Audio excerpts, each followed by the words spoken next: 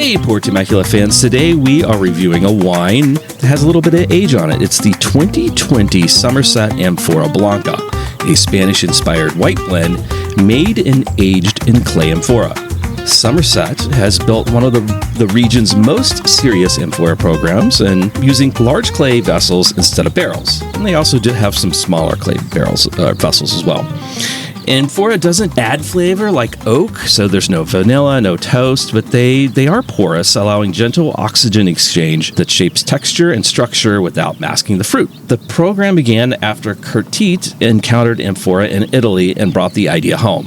What started as an experiment has grown into multiple vessels dedicated to exploring how clay changes tannin, aromatics, and mouthfeel across different varieties. This Amphorae Blanca, the 2020 Amphorae Blanca, is a Spanish-inspired white blend incorporating the grapes of Macabeo, Verdejo, Garnacha Blanca, and Girello, all fermented and aged in clay. I was fortunate to taste this wine from Amphora shortly before it was bottled 5 years ago, and then a few months after it was bottled in 2021.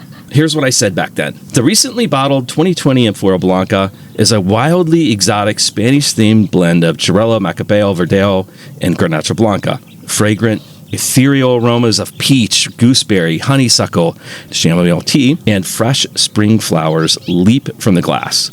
Behind it sits an unmistakable chalky minerality, sage honey, and orange peel. It's deceptively smooth when it hits the mouth, with a creamy mid-palate that leads to an exciting tension-filled finish that is long with notes of white pepper and ginger root.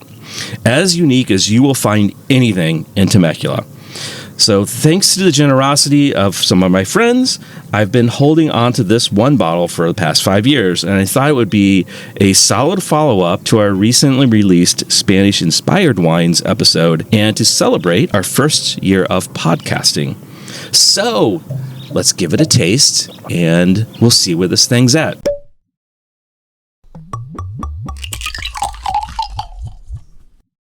So one of the first things I noticed when I opened this up is that it was a little bit spritzy. It had some effervescence to it, which is something you picked up on it too, Shannon. And then as far as how it looks, it's not quite clear anymore, is it? Yeah, it's a little cloudy, a little hazy.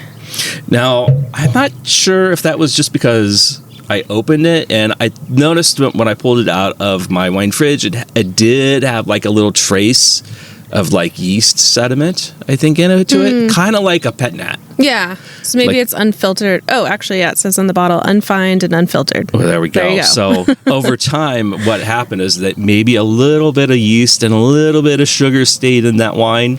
And over 5 years, it's picked up a little bit of spritz to it. What do you think about the color? I know we haven't talked about the taste yet, but on the palate, I'm surprised at the color, because the color makes you think it's going to be this really super light, zesty wine. It's a very pale wine still. So usually as a white wine ages, it gets browner or more golden in color. This one stayed pretty pale. Yeah, I would not have thought this was as old as it is. What about the nose? I get a lot of floral notes. Before you told me what this was, I thought it was a Viognier. Yeah. Lots of white flowers, little citrus notes. Yeah, I think just having remembered it the other times I've tasted it in its youth, it's not quite as aromatic intensity. It's more calmer now. Okay. I do get more of that chamomile tea, there's like a certain, like that flowery, like relaxing, and there's a little bit of like, almost like creaminess to this too. Yeah, I do get some very light citrus notes, but also maybe like some apricot or not quite like, ripe peach, maybe some white peach. Yeah, I think dried peaches. Yeah. I think of like trail mix that has like the mix of dried fruits in there. It kind of has that. I was thinking of those like dried Turkish apricots that you get on like charcuterie boards. Yeah. All right, what about on the taste of this? So I think I'm let down a little bit by the taste of this. I think it's not the fruit intensity is really dropped off. Yeah, in my opinion.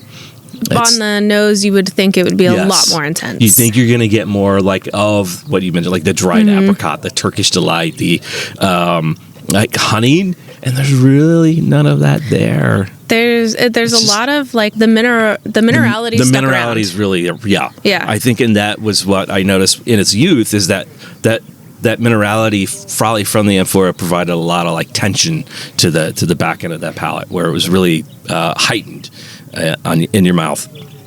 And it's still kind of there, but there's nothing else really to kind of support it. Yeah, it kind of falls flat a little bit. Yeah.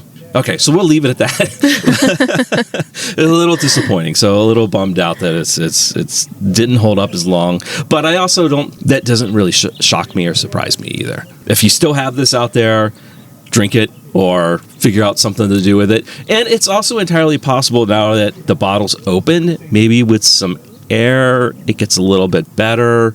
Yeah. I'm not entirely hopeful about that, but we'll post on Instagram or whatever if that becomes the case. All right, so on Pour Temecula, we give it a rating system. Dump it, try it, pour it, or buy it. If it's not worth finishing, we dump it. If it's a decent sip, we try it. If it's a solid and share-worthy wine, we pour it. And if it's excellent or a great deal, we say buy it.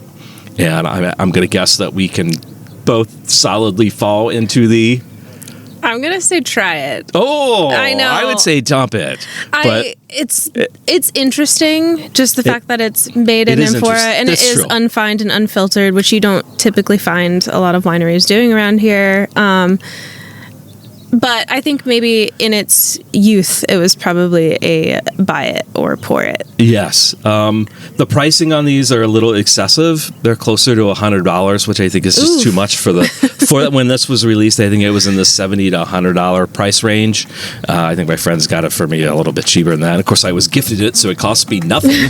So I'm just bummed. I really feel like tasting it now, it is not nearly as lively. So I would say dump it, but I would also say I would give it a try if you see it out there. Yeah. Like if someone like me, Uber Wine Geek, has it still, give it a try, I guess. Yeah, it's interesting. It's worth trying. All right, thanks. Well, we're going to record some more episodes here, and we'll see you next time on Pour Temecula. Cheers. Cheers.